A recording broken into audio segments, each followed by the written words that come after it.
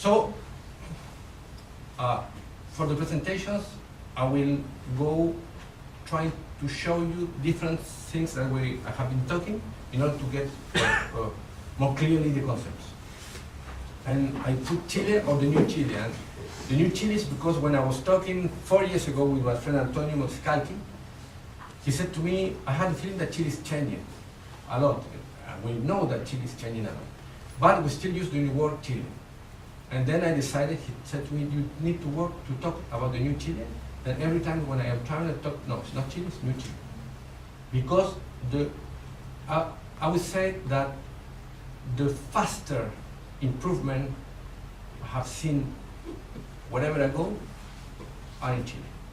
Because the country is dynamic. And guys are very hard workers. Square. But it's bad, but then it's great, because when you evangelize them, they really square in the good way. But what was Chile in the 90s is completely different what it is now Chile on 2010 or 12. And I always ask myself, what will be Chile in 2020? So dynamic. Climate is crazy, because we got all the kind of climates. But for many years, we decided to plant only one kind of climate. This photo is taken in the Andes mountain range. For many, many years, nobody wanted to go to produce in the Andes mountain range, because they got the idea that the frost is too important. So nobody planted. Now we know that the frost goes down, so we don't get frost in the Andes mountain range. And we see that Cabernet Sauvignon, this Cabernet Sauvignon planted in the Andes mountain range, has, because the soil is stony, with gravels, blah, blah, blah, provides today huge value, huge potential, beautiful typicity, balance, clearly. And this one is in front of the sea. Chile is 100% a sea country. So you get the slopes of the granites and you get the cold side of the sea. So those two areas are very new areas for Chile. If you take a bottle from 95, or not, 95, 99, you won't find in the market this kind of climate bottle. If you go now to Chile, you will see that those are the main and the great Chilean wines today. So people is now focused to different kind of climate. And I would say that, again, the typicity, Chile is quite humid because of the sea, is in general very fresh. The parts that are warm are still fresh because Chile is quite fresh during the night. And some places are sunny, some places are cloudy, and there is no map of climate, so we got our intuition in general, and the map that I draw here is only my intuition and my experience. This is Chile. This is the climate that, and this is very important because this orange is the classical warm climate in Chile. But now we know that if we plant in the mountain, not in the flat, around 300 meters high, it turns very fresh because of the altitude.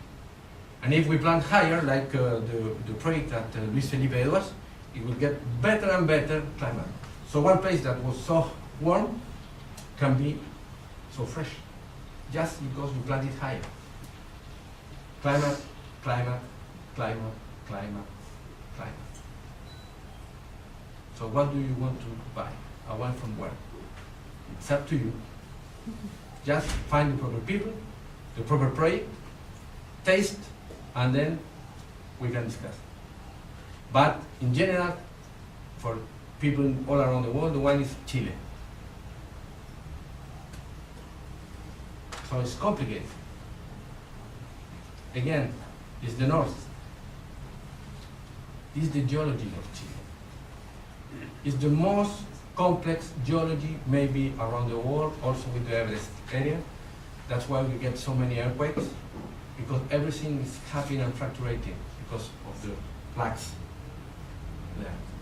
So this is a map, it's a general map of the geology, it's not a micro map of the geology. So where are we? For example, I work in a project here, Alcohuas. And I work in a project here. What was in London the best Sauvignon Blanc from Chile is from Elqui. So it's not important for the moment to know what the colors are, but means, okay, I want to plant vineyards. Where and why? That is the complexity of Chile. This is for me a Chilean wine history. It's not the wine history that you will find in a book. It's my wine history, and maybe I will be expulsed from my country, but I don't care. But people planted a lot in the early years, in the 50s. But just because there were earthquakes, and the government tried to help the people, so they planted 1 hectare, 2 hectares, and because the people were not so near Santiago, the vines grew up, and they were producing always locally wines, just for the family.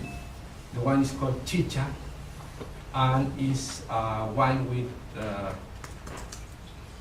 what can we say with the chicha? It's like a homemade wine without so many interests. And the vines were little by little abandoned, and nobody cares about those old vines. Now they are the most expensive grapes in Chile today. Then in the 90s, was the world wanted Chilean wines. They were quite nice and inexpensive. So many people started to plant it wherever. No question, rootstock, no rootstock. What geology? We don't care. It's like we build a building and we put a vineyard. Boom! And people was very happy because they were able to plant 200 hectares in 2 weeks. So, world record. But without any question. I would say that we are paying for that until now. We need to change that because it was the old reality, not the new reality. On the 2000, the new movement starting, the search, people started to have questions. What will happen if I plant in Lleida? No, you're crazy, Lleida is terrible. Near the sea, and the salts are not too much stones. The stones are more expensive to work because the machine is more difficult, blah, blah, blah, blah. No, but I think that Lleida can be good because I'm coming from, I don't know, from Alsace, and I see the color of the rock was the same. So there was some brainstorming starting. 2007 can be 2006. I remember very, very well 2007 because I was we were in a meeting in a house of a friend, and was an historical meeting. We were 14 there. And then we started to talk of the club of the 14. Those guys were young winemakers. Now they are very, very well-known winemakers. So that was 2007, and we decided to work in the same direction. And those guys, very clever, are today producing more in general the best wines from Chile. That was 2007, in the house of Marcelo Retamal, which is the winemaker of De Martino. On 2009, can be 2008, I don't remember very well, it started what I call the revival. Means that all these vines from the south, very old vines that nobody cares, started to produce amazing wines. And so I remember very well, I was tasting with Alberto Antonini in Concitoro, and Alberto started to say to me, what is Cauquenes? What is Cauquenes? It's the only place where I taste something extraordinary. Always Alberto say, I want to go to Cauquenes, it's different. And I don't know if Cauquenes is different, but I know that the vines are 60 years old and non-irrigated. And they are 60 years old because they were so far from Santiago that nobody cut it, and non-irrigated because there is no water to irrigate. So it's the rain. It is what it is. And we're going to taste one wine coming from Luis Felipe that's coming from quite this region. But now Cauquenes, Itata, and Biobío are the regions that start to be a la mode. Of course, people is not doing some good wine, and people is doing fantastic wine. You need to know again who and where. And 2013 for me is, what do you want to do? That is the main question. We were talking with Totti in the morning. what do we want to do with Chile? Because we are very bad communicators. So what we are now doing, all the ones that are coming, are not so representing the world. If you travel and you want to go to buy a Chilean bottle, you will always find the same bottles. I should easily bring 50 wines here to the tasting that nobody has never listened about this wine, and they are fantastic. But people are shy, they don't get good importers, they don't have access to the press. Again, it's a classical problem. So what do we want to do? And this is the main question for Chile and the good and strong fight. I will go to present Chile with Luis Felipe II first, because there are two whites in the table. And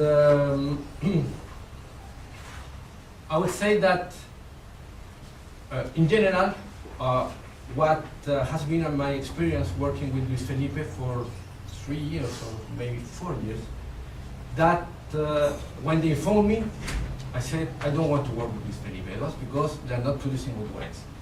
My schedule was very close, so it was a difficult decision. But they hired as a consultant my good friend Alberto Antonini. So Alberto phoned me and said, you know, they had a new vineyard planted in the high altitude, and the wines are great. We should go together and work there, and let's see. And I started to work, and I don't regret, because first, this vineyard is called LFE 900. For me, it's one of the top 5 vineyards in Chile. Can be 5 or say top 10 vineyards in Chile. It's amazing, this vineyard. We will see some photos of the vineyard. So I started to work, and for the moment I have worked a lot in this vineyard and also in the vineyard that is in Lleida, just in front of the sea, which is this vineyard. And to understand why I put this image, that this is the vineyard, and we use this machine, the electroconductivity, just to get an idea of the problem of zoning. The problem of zoning is quite important, because if the project were not planted, you will see very clear where to plant the Sauvignon Blanc, where not to plant the Sauvignon Blanc, where to plant the Pinot Noir. The project was already planted, so we came with the machine, and this is a little machine that goes with a motor and send electricity to the soil. It's that simple like that. But when you arrive to a soil, you know that the only part of the soil that moves the electricity is the clay.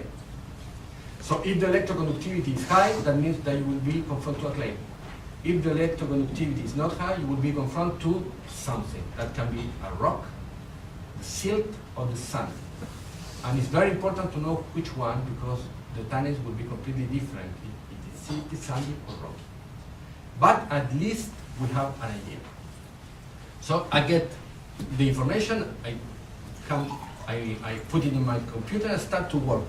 And I always, when I don't really know very well the place, I start to work by contrast. So the red colors will be the highest electroconductivity in the place, and the other are without colors. So immediately I will know where to start to dig and to see.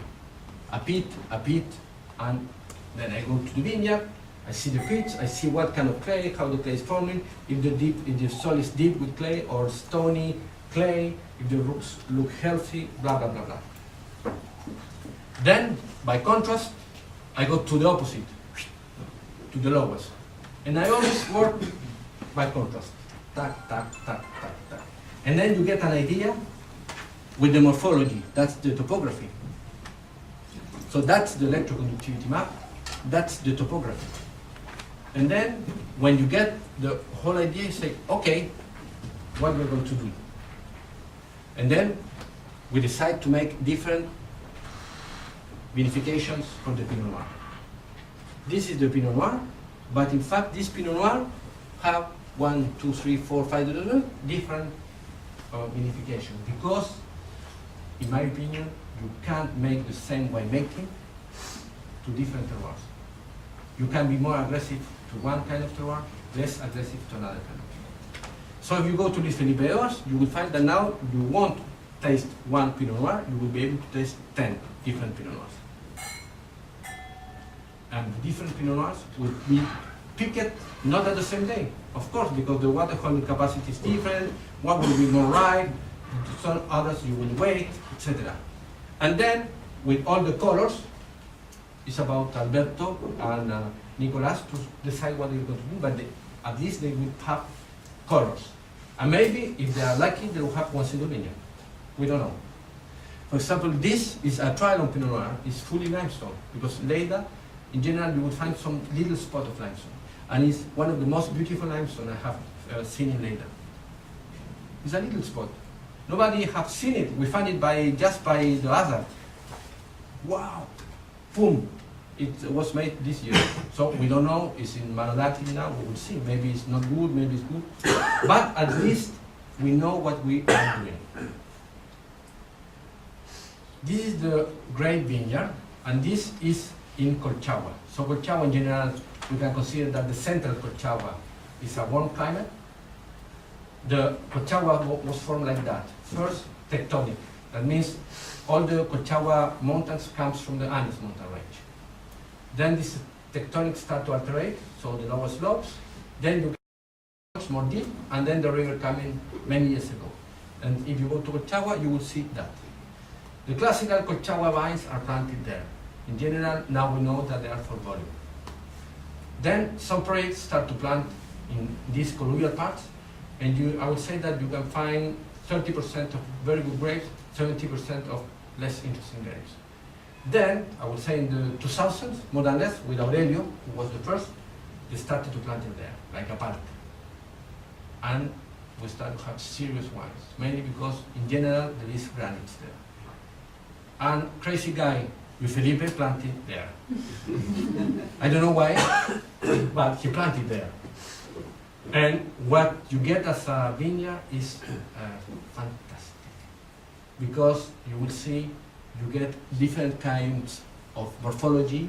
You are very exposed to the rocks because you are very high. Should be crazy to plant like that. If you see, this is the valley now. We are at 900 meters high. If you go down, so in general, the vines that are down and the vines that are here should be different, and they are.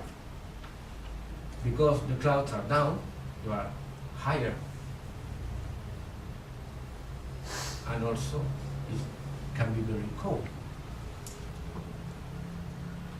You got the Andes mountain range there. So it's fantastic, you got everything there. And also, what is crazy is that it's 80 hectares planted.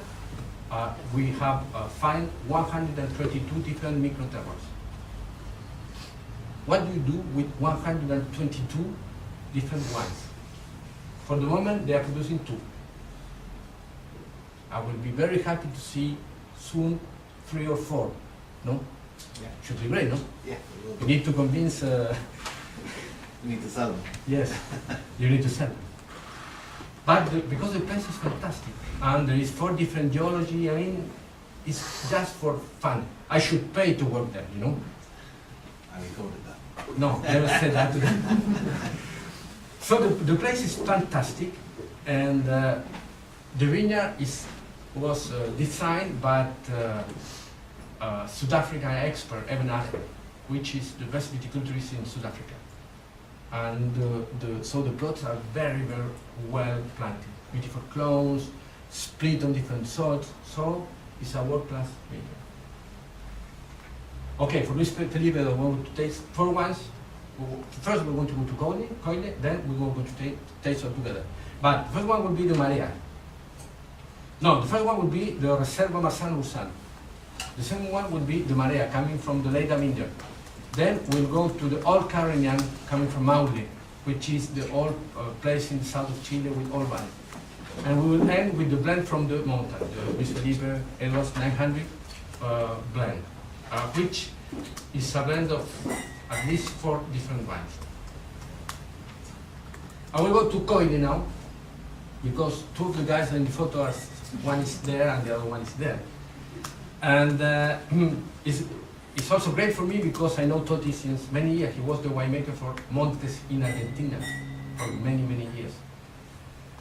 And when he phoned me 4 years ago or 3 years ago, I don't remember when, or five, I don't remember very well, they were starting with the project. So for me it was interesting because with the Anduraga family that planted in an area that started to get a reputation, in the Andes mountain range, starting to go up in a warm, fresh, cold, crazy area. It's called Los Lindes. And so we start to work, and I realized very fast that they were very committed to quality because we have a very long and deep and hard conversation with Totti. In the little, the first in the container, remember that? Then was interesting for me because it was located in a place that was already with a reputation because of a winery called Casa Silva. Maybe you know Casa Silva. They're very nice people in Casa Silva. And so that was very interesting because I knew that I would be confronted to volcanic phenomena because we are in the Piedmont of the Andes mountain range. And now the project, because should be, is more oriented to biodynamic. Totti was one of the first who really had a strong commitment on biodynamics in Chile. Starting 3 years ago, four. Because he really understand that if he really want to express something, he need to go in a more natural way. If we start to fix everything and that, we will end with a global product. Very, I say, pop product, like Coca-Cola. And this terroir don't deserve that. So, great. And the climate, where thermic oscillation will be huge, warm during the day, in the upper part is less warmer, very cold in the night. So it's complex. I mean, different kind of situations, many different because we will see the geological Andes mountain range is a mix of everything. And Collie has been very successful, very, very fast. I'm impressed. I'm impressed because I will always talk. My project on the food we started at the same time and we are not successful. So, great. So this is a general view of the property. And you will see that I put in this view, you have different kind of morphology. Always between, I would say, 5% slope in the lower part to 20% in the highest part. Soil has this kind of color. And it's classical volcanic stones that are more hard to grow, go to clay when they get alterated. So the problem is that we started to work, but the morphology approach wasn't so simple because if we look of the project planted there, the project is mainly formed by this geology, which is different from this one is here, more granitic, and bringing colluvial movement down into the vineyard. But one is coming from here, and the other one is coming from here. And that produces a great mix in the vineyard. This is electroconductivity and my pits. I show quite different situations. Some coming from this kind of very high electroconductivity and very low electroconductivity. Why? So we start to work with Totti. One pit, another pit, and what is that, blah, blah, this classical, interesting, can be tannins for Cabernet Sauvignon, first horizon, second horizon, with a structure that is sandy clay, wood porosity, the third horizon, that is 1 meter down, seems to have a lot of stones, that provides from the alteration of the volcanic soil with clay in the volcanic. That can be a very shitty soil, for example, but we don't put that in where we draw very fast and we make some together for everything. So in order to get the idea of, so again, just to show all volcanic. What do you want to do? 5 macroterroirs, more than 16 microterroirs, planted with at least 7 different separations. What do you want to be?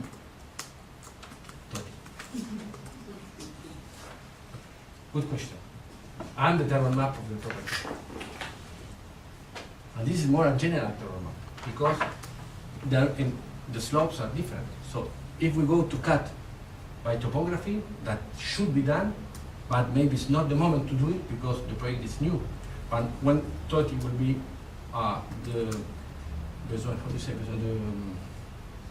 the need to start to open, he will need to cut by topography, more little and little parts. So it's about time. It's about time. So for the moment, we can say that this vineyard has some very dark hard clays, and you can go to very sandy stones. The different cepage were planted. I can say that I wasn't the guy who planted, but in general was made by Roberto, a quite smart guy. So in general, this well planted. Roots development is impressive, more than 1 meter per year, and the commitment for Totti in the vineyard is to really have this Burgundy approach to work the soil because the clay. So he really need to stay attentive and to work in the most disciplined way the superficial part, the first horizon, because if he lose this quality, the porosity, and get to compaction, he will have the same problem than in Burgundy in the 70s. That means all the roots that in the upper part will be dry, the water from rain or from irrigation won't be able to go down, and he will be confronted to a lot of stress. And then the second, this vineyard is irrigated. It's not easy to irrigate because if you have 15 different microterroirs, that means that you should have 15 ideas about irrigation because you cannot irrigate in the same way. So that means a lot of time and a lot of intelligence. You need to be smart to irrigate because terroirs are different, and also there's not one kind of cepage. Cabernet Sauvignon, Cabernet, Syrah, Tempranillo, Malbec, Cabernet Franc, Carmener. What else? Carignan, Grenache. Carignan, Grenache. A lot of work. You should ask for more salary. Yeah. That's clear. I told you, I remember I told you. I can do it. Okay. So, I mean, you can do everything. It's again, what is Chile? Is Gato Negro or is this kind of project? Well, what is great is that this project is great now, but the question is what will happen in 2020? The same for the vineyard is with Felipe Edwards. So my main concern always is not the technical part, it's the commercial part. We need to be able to propose to the world the wines and to sell the wines. That is what is complicated. And in general, we are not so good doing that. People is a little shy. I don't know your experience, Peter. Well, it's a difficult context, isn't it, at the moment? People are not thinking about expensive wines, they're thinking about cheaper wines. So, Yes. there's I would say expensive, but I would say to get more respect. yeah. You know, people should. It's coming. It's coming. I know that it's Quick, coming. quite quick. Yes, it's coming. Events like this. Yes, it's great. But we need to do more, even like that, like this one. And I don't know why, in general, people in Chile for many years work very separate. it's better to do events like this with 4 different wineries, because it's again the mix, people is more happy. So we need to start to do that, and we are working on that. We are forming a group with some guys, and a lot of revolution, I would say, in Chile. So this is the Paredones vineyard. The Paredones vineyard is very unique because it's the only terroir planted in Colchagua in front of the sea. So it's the only cold ocean terroir in Colchagua. And Tot is producing there the Sauvignon Blanc that we're going to try. And this is coming from this kind of slopes that are mainly granitic slopes. So what is interesting is that if you see of the slopes, they're not these dramatic slopes that you will find in some places. It's more like Tuscan slopes. So with better porosity in the soil, a mix of stone, broken, so you get good vigor in the vines. Sauvignon Blanc needs more fertility in the soil to avoid the sunburns, and that will kill the aromas. And it's interesting because there is no water in the area, so it's very complicated to get some water to irrigate the vines. And as I said, it's the only vineyard today planted in this area. And for the moment, it's only making this Sauvignon Blanc that we want to try. And people is looking for more places like that in Colchagua. I mean, if you are in Colchagua, which is a huge area, there is Colchagua Andes, like where Toti is the main vineyard, Los Linques. Then Colchagua Middle, the flat Colchagua Middle, like for example, we can say the flat part of Aparta. Then the higher Colchagua, like Felipe II. Then you will be to a Colchagua, a first approach to the coast, like Marchihue, and then Colchagua coast, like Paredones. The problem is that if you want to put the name Colchagua coast, you need more vineyards. So people will need to plant more there.